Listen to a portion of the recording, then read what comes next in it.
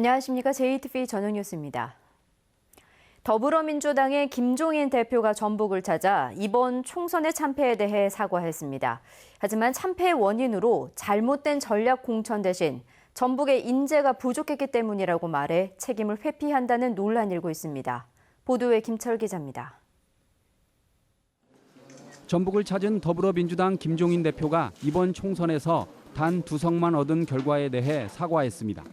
항상 보내주시는 전북의 성원에 우리가 부합하지 못했기 때문에 다시 한번 죄송하다는 말씀을 드립니다. 하지만 이번 총선의 호남 참패 원인을 자신으로 모는 것에 대해서는 불쾌감을 드러냈습니다. 낭떠러지에 떨어지려고 하는 그런 찰나에서 제1당의 자질을 차지했으면은 일단은 그것으로서 받아들이는 것이 나는 원칙이지 이렇고 저렇고 얘기한다는 것은 온당한 처사라고 난 보지를 않습니다. 김 대표는 또 자신을 비례대표 2번으로 셀프 공천하고 익산갑에서 떨어진 후보를 익산을에 전략 공천하는 등 전북의 공천이 잘못됐다는 비판에 대해서도 인물난을 주장하며 책임론을 피해갔습니다. 인재풀이 너무나 적다는 것이 더불어민주당의 크나큰 약점이었는데 나는 개인적으로 비대위의 대표 역할을 했지만 이 전라북도 공천에 대해서 어느 지역을 어떻게 하라고 관여해 본 적이 없습니다.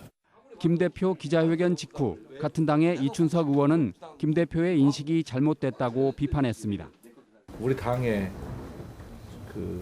오만함, 공천 과정의 오만함도 선거에 주요한 패인이었다라고 저는 개인적으로 생각합니다.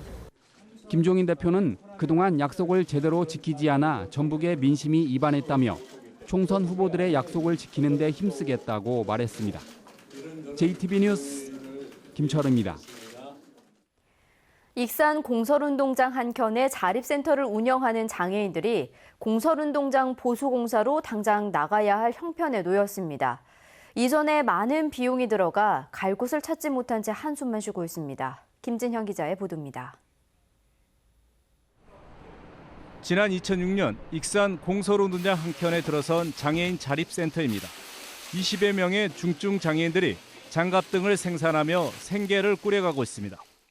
금전적인 그런 부분도 있지만 내가 이제 움직일 수 있다는 것이 첫 번째로 좋고요.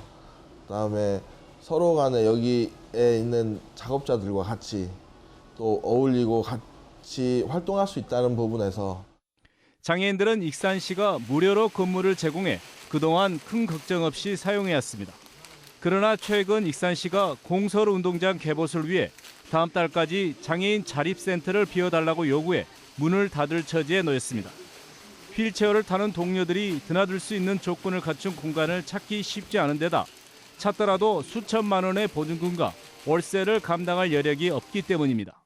일단 수입이 없기 때문에 우리가 빚을 얻어서 할 수는 없는 상황이고 그렇기 때문에 모든 지금 하고 있는 사업들이 모든 것이 다 중단될 수밖에 없다는 게 가장 안타까운 현실이에요.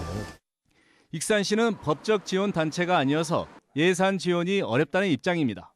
이렇게 저희가 할 수 있는 것이라고는 이제 빈 공간이 어디 있는다든가 어디 널찍한 공간이 있으면 그쪽으로 잠시 자리를 옮기라고 안내를 해줄 수 있는 부분은 있지만 익산시의 공설운동장 보수공사로 길거리로 내몰릴 처지에 놓인 장애인들이 생계마저 위협받게 됐습니다. JTBC 뉴스 김진영입니다. 지난해 옥정호가 상수원 보호구역에서 해제된 뒤 임실군이 옥정호의 수상 레포츠타운을 추진하고 있습니다. 하지만 정읍시가 일방적 추진이라며 반발하면서 갈등이 커지고 있습니다. 정원희 기자입니다. 임실군은 지난해 8월 옥정호가 상수원 보호구역에서 16년 만에 해제되자 곧바로 수상 레포츠타운을 추진해 전라북도 재정투자 심사를 통과했습니다.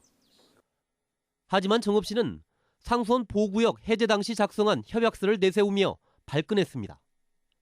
협약서에는 옥정호를 개발할 경우 전라북도와 정읍시, 임실군, 순창군이 유기적으로 협의한다는 내용이 담겼는데 이를 어겼다는 주장입니다. 식수원으로 사용함에 지장이 없도록 수질을 개선하고 개발을 함에 있어서도 시군 간의 유기적인 협의를 통해 수질을 보전한다는 조건으로 정읍 출신 장학수 의원은 본예산 심사 때 임실에 수상 레포츠타운 예산을 삭감해 사업을 막았고 협약서를 근거로 옥정우 수역 시군 상생협력 조례를 발의했습니다. 옥정우 주변 개발이 어려워진 임실군은 크게 반발했습니다. 협의 시기가 되면은 타당성 조사라든가 기본 설계서가 나오면은 정읍시하고 협의하려고 지금 계획하고 있습니다. 이 수질 오염 시키는 사업이 아니거든요. 저희가 봤을 때는. 전라북도는 협의 사항 자체를 몰랐다고 밝혔습니다. 제대로 협약서를 맺은 자체를 몰랐어요. 그래서 상수원 보호구역이 됐다는 것만 알았죠. 식수원인 옥정우의 개발 여부를 놓고 정읍과 임실의 입장이 팽팽히 맞서는 데다 전라북도는 뾰족한 해법을 찾지 못해 지역의 또 다른 갈등으로 떠오르고 있습니다. JTB 뉴스 정원익입니다.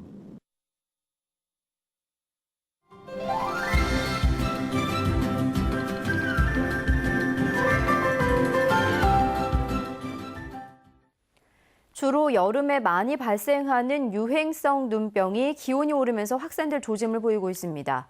전염성이 매우 강하기 때문에 학교와 학원 등에서 집단 생활을 하는 아동과 청소년이 특히 주의해야 합니다.